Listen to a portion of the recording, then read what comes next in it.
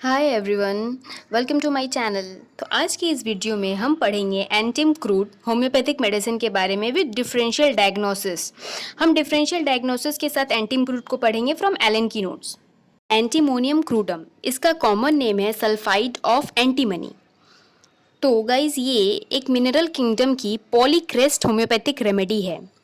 तो इसके कौन कौन से पार्ट्स को हमें पढ़ना है जो कि हमारे एग्जाम के लिए और ओवरऑल एंटिम क्रूड के लिए इंपॉर्टेंट है, वो है एंटिम क्रूड का कॉन्स्टिट्यूशन, इसका माइंड, हेडेक, जीआई, रेस्पिरेटरी और एंटिम क्रूड का स्किन। ये सभी पार्ट्स हमें एंटिम क्रूड में ज़रूर से ज़रूर पढ़ने हैं।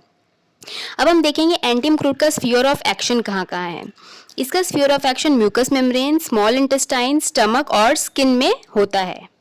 Constitution for children and young people inclined to grow fat for extremes of life, मतलब ये जो चिल्ड्रन या यंग पीपल होते हैं जिनमें फैट ग्रोथ का इंक्लिनेशन बहुत ज़्यादा होता है और ये एक्सट्रीम्स ऑफ लाइफ, या तो एंटिम क्रूड सबसे अच्छा काम करती है बच्चों पे या बूढ़ों पे, मतलब एक्सट्रीम्स ऑफ लाइफ में ये बहुत अच्छा काम करती है। नेक्स्ट पॉइंट देखते हैं, old people with morning diarrhoea suddenly becomes constipated, all alternate diarrhoea and constipation, pulse hard and rapid. So guys ये इसका एक सोरिक सिम्टम है, old people with morning diarrhoea, और इसका डायरिया और सिम्टम अल्टरनेटिंग सिम्टम है, इसकी पल्स हार्ड एंड रैपिड होती हैं। अब हम देखते हैं इसके मेंटल जनरल्स के बारे में। Mental general, children is fretful, peevish, can not bear to be touched और लुक्ड एट, कि मेंटल्स काफ़ी इंपॉर्टेंट है। तो बच्चों का जो मेंटल है वो चाइल्ड बहुत ही पेविश यानी इरिटेबल, फ्रेटफुल होता है। उसे कोई भी अनजान पर्सन द्वारा छूने या अपनी तरफ देखने से भी वो रोने लगता है, वो बहुत सल्की होता है। Does not wish to speak or spoken to, उसे किसी से बात करने की भी इच्छा नहीं होती है। Angry at every little attention, यहाँ तक कि कोई उसे देख ले तो भी वो चिड़चिड़ा स्वभाव का हो जाता है। एंटिम क्रूड के बच्चे और बूढ़े दोनों ही काफ़ी चिड़चिड़े स्वभाव के होते हैं। तो हम ब्रैकेट में दी गई मेडिसिन के साथ एंटिम क्रूड का डिफरेंशियल डायग्नोसिस करेंगे। तो सबसे पहले है एंटिम टाट। एंटिम क्रूड जहाँ की पेट संबंधी समस्या और बदहजमी से रिलेटेड है, वहीं एंटिम टाट लंग्स, छाती में कफ, घड़घड़ाहट की समस्या से रिलेटेड है। आयोडम, आयोडम के बच्चों में रेवेनस हंगर देखने को मिलता है, उन्हें काफ़ी भूख लगती है और ज़्यादा खाने पीने पर भी वो कमज़ोरी रहता है और हर समय वो चिल्लाते ही रहता है, बहुत इरिटेबल स्वभाव का होता है।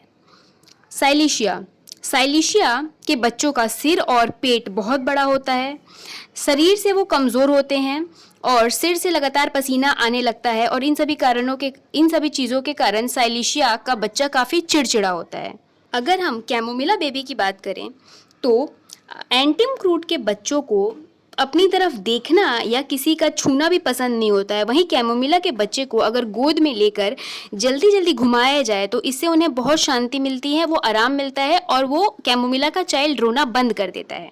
और अगर हम इसका सीना से कंपेयर करें तो एंटिम क्रूड के बच्चों का टंग जो होता है वो काफ़ी वाइट कोटेड और डर्टी होता है, बट सीना के बच्चे का टंग बहुत क्लीन होता है, बट उनके पेट में वर्म्स की समस्या यानी कृमि की समस्या होती है और वे हमेशा अपनी नाक को खुजलाते रहते हैं, जिसके कारण उनका स्वभाव काफ़ी इरिटेबल होता है। नेक्स्ट लाइन में हम देखेंगे, इनमें ग्रेट सैडनेस और वीपिंग रहती है साथ में, और इनमें लोदिंग ऑफ लाइफ रहता है। लोदिंग ऑफ लाइफ मतलब इनकी मन की दशा बहुत विचित्र हो जाती है, बहुत खिन्न दशा उत्पन्न हो जाती है और उनका जीवन के प्रति कोई इच्छा ही नहीं रहती है एंटिम क्रूड के पेशेंट्स की। ये anxious, lachrymose mood, the slight things affects her, abject despair, suicide by drowning, मतलब टिम क्रूड के जो युवा व्यक्ति हैं उनका स्वभाव काफ़ी एंग्शियस, दुखी और उदास रहता है। छोटी छोटी बातें उनको अफेक्ट कर जाती हैं, यहाँ तक कि उनमें आत्महत्या यानी कि सुसाइड करने की भावना भी आ जाती है और वे डूब के मरना पसंद करते हैं। Irresistible desire to talk in rhymes और रिपीटेड वर्ड्स, इनका एक इरिजिस्टिबल डिज़ायर होता है, ये हर चीज़ को कविता यानी कि राइम्स की वर्ड्स में कहते हैं।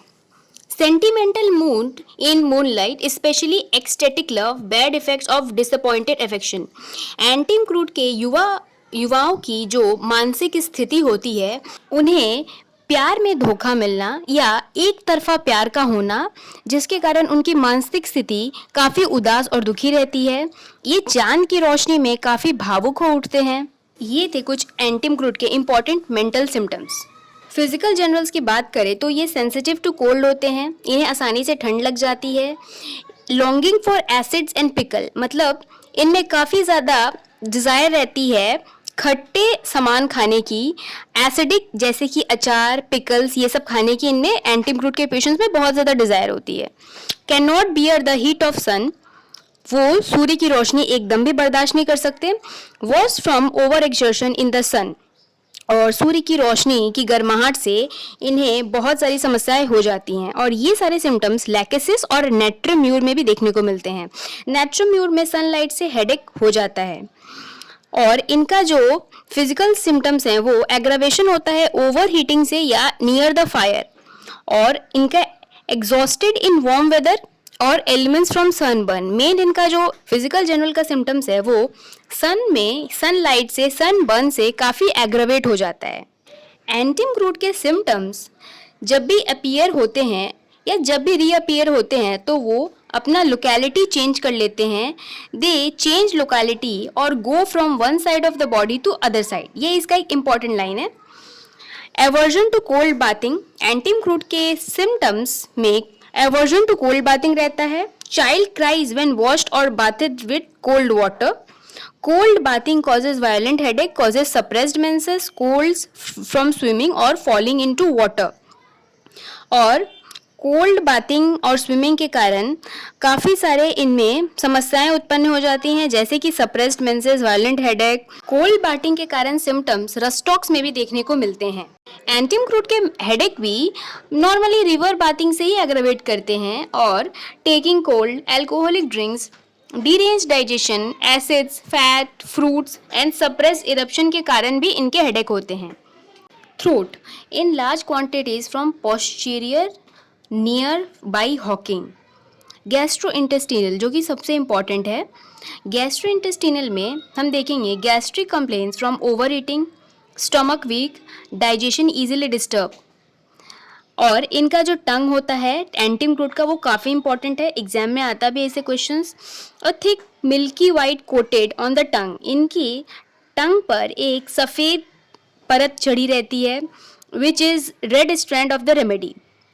Very subject to canker sore in mouth, और इनके जो माउथ में कैंकर सोर्स भी होते हैं, और ये सिम्टम्स अर्जेंटम नाइट्रिकम और सल्फर में भी देखने को मिलते हैं।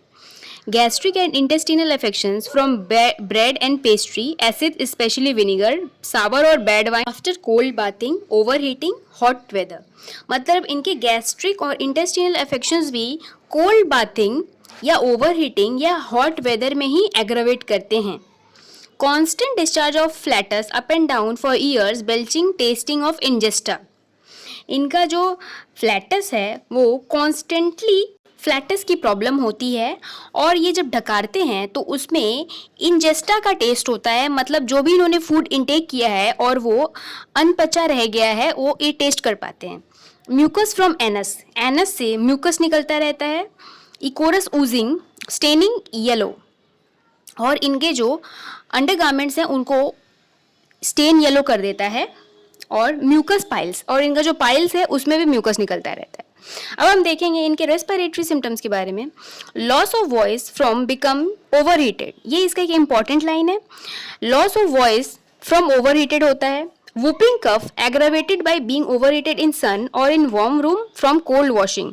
इनमें वूपिंग कफ की भी प्रॉब्लम रहती है, जो कि अगेन ओवरहीटेड या सन में बढ़ जाती है, या फिर कोल्ड वॉशिंग से इनकी सिम्टम्स सारी बढ़ती हैं। एक्सट्रीमिटीज़, एंटिम क्रूड के पर्सन्स में large horny corns on soles of feet देखने को मिलते हैं। ये सिम्टम्स साथ में ही रेनिकुलस बल्बोसस में भी देखने को मिलते हैं। Very sensitive when walking specially on stone pavements, यानी कि जो कॉर्न होता है फीट में उसके कारण इनका पैर बहुत सेंसिटिव हो जाता है और इन्हें चलने में बहुत दिक्कत होती है, स्पेशली कोई कठोर जगह पे। नॉस्ट्रल्स एंड लेबियल कमिशर्स सोर, क्रैकी एंड क्रस्टी, जो इनका नाक के पास का या होठों के पास की जो कोनी रहती हैं वो हमेशा फटी हुई रहती हैं और उनमें दर्द करता रहता है। Skin Disposition to abnormal growth of the skin. Fingernails do not grow rapidly. इनके जो फिंगर नेल्स हैं वो काफ़ी डिफॉर्म्ड होते हैं, वो जल्दी बढ़ते नहीं हैं. Crushed nails grow in splint like what's with horny spots. और इनके जो नेल हैं काफ़ी डिफॉर्म्ड रहते हैं, वो दिखने में अच्छे नहीं होते हैं, वो वॉट लाइक या स्प्लिट्स लाइक देखने में होते हैं. अब हम देखेंगे एंटिम क्रूट के मोडालिटीज़ के बारे में. Aggravation after eating. इनका कोई भी एग्रावेशन खाने के बाद होता है. कोल्ड बाथिंग यानी कि ठंडे पानी से स्नान करने के बाद होता है. एसिड्स और सावर वाइन यानी कि कोई भी खट्टी चीज़ें जिनमें एसिडिक क्वांटिटी ज़्यादा हो, जैसे अचार या सावर वाइन, पुरानी वाइन पीने से.